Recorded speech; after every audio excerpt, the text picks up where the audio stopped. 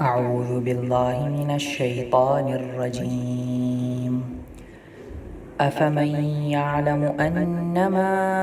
أنزل إليك من ربك الحق كمن هو أعمى إنما يتذكر أولو الألباب الذين يوفون بعهد الله ولا ينقضون الميثاق والذين يصلون ما أمر الله به أن يوصل ويخشون ربهم ويخافون سوء الحساب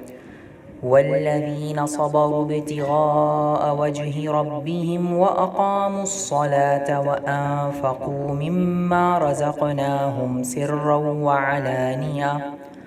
وأنفقوا مما رزقناهم سرا وعلانية ويدرؤون بالحسنة السيئة أولئك لهم عقبى الدار جنات عدن يدخلونها ومن صلح من آبائهم وأزواجهم وذرياتهم